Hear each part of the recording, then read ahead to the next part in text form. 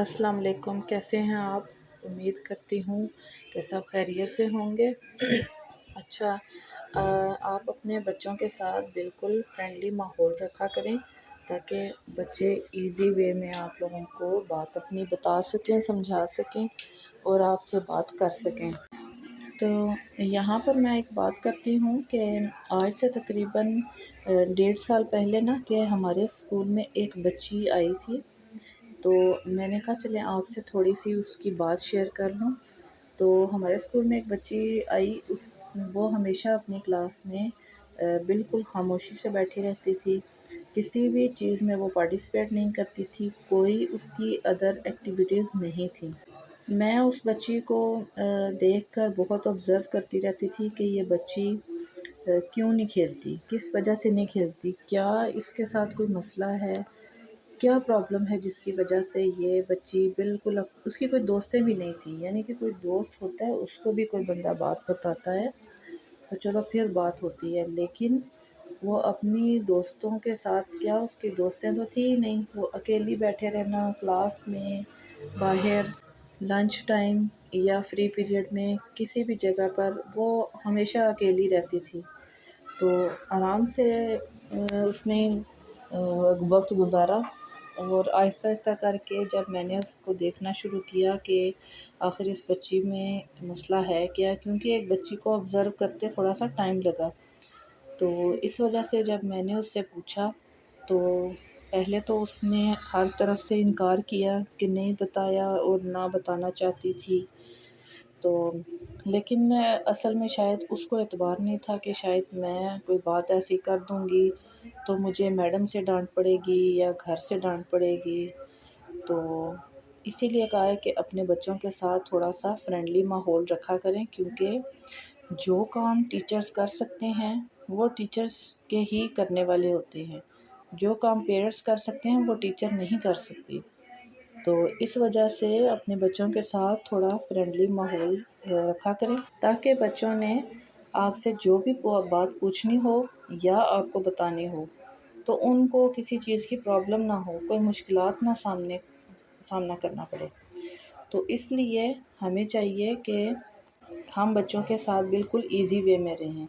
اچھا، تو اس بچی کی طرف آتے ہیں کہ اس بچی کے سے میں نے پوچھا،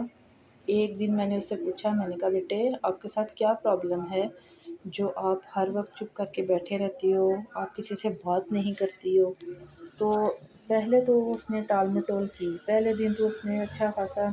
نہ کی کہ میڈم کوئی مسئلہ نہیں، یہ وہ ایسی پرابلم ظاہر کی کہ نہیں جی میرے ساتھ کوئی مسئلہ نہیں ہے، میری کوئی فرینڈ نہیں ہے یہ، لیکن نیکسٹ ڈے میں نے اسے پھر کچھ دن کے بعد میں نے اسے پھر دوبارہ کیا، نیکسٹ ڈے تو نہیں لیکن کچھ دن کے بعد پھر جب اس نے بھی دیکھا کہ یہ ٹیچر مجھے آبزرو کر رہی ہے، میں نے اسے پھر بلا کے پوچھا، میں نے کہا بیٹے کیا مسئلہ ہے، میں نے آپ سے اس دن بھی پوچھا اور آپ نے مجھے نہ کر دیا اور کوئی بات ایسی بتائی نہیں ہے، اگر کوئی بات ہے تو مجھے آپ بتاؤ، کسی سبجیکٹ کی سمجھ آتی ہے یا نہیں آتی، یا کوئی سبجیکٹ میں پرابلم ہے یا اسکول میں کوئی پرابلم ہے، کوئی آپ کو تنگ کر رہا ہے تو آپ مجھے بتاؤ بیٹے۔ تو اس بچی نے تھوڑا سا اس کو حوصلہ پیدا ہوا، اس نے پھر آہستہ آہستہ کر کے جب میں نے اس کو اپنے اعتماد میں لے لیا تو بچی کو بھی پتہ چل گیا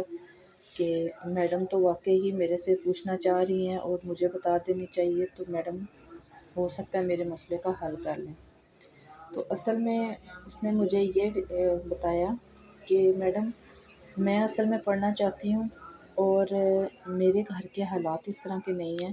کہ میں پڑھ سکوں، میں اسی طرح پریشان رہتی ہوں سارا دن کہ میں اگر میں مزید آگے پڑھوں یا یہی اپنی سیشن اپنا سٹارٹ رکھوں تو میں آگے کیسے پڑھوں گی، اپنی اسٹڈی کو کیسے آگے کنٹینیو کر سکتی ہوں۔ تو اس نے مجھے بتایا کہ میڈم میرے والد جو ہیں وہ بہت بیمار ہیں، تو ان کا علاج چل رہا ہے اور ہمارے گھر کی انکم اتنی نہیں ہے، میں ہوں اور میرے چھوٹے چھوٹے 2 بھائی ہیں اور میری ایک بڑی بہن ہے، تو اس لیے ہمارے گھر کے حالات ایسے نہیں ہیں، میں اس لیے پریشان رہتی ہوں کہ میں کیا کام ایسا کروں کہ کم از کم میرے گھر والوں کے ساتھ مل کر تھوڑی ہیلپ ہو جائے۔ تو میں نے اس سے کہا کہ بیٹے کیا مسئلہ ہے، کہ جس کی وجہ سے انکم کا کوئی پرابلم بن رہا ہے، تو اس نے کہا جی میرے فادر جو ہیں وہی ایک انکم کا سہارا تھے، اور جس کی وجہ سے وہ گرنے کی وجہ سے ان کی ٹانگیں دونوں ٹوٹ گئی ہیں، تو وہ مزید نہیں چل سکتے، اور جاب سے بھی ان کو نکال دیا گیا ہے، اور جاب کے ساتھ ساتھ ان کی جتنی بھی رقم تھی وہ بھی ان کو نہیں دی گئی۔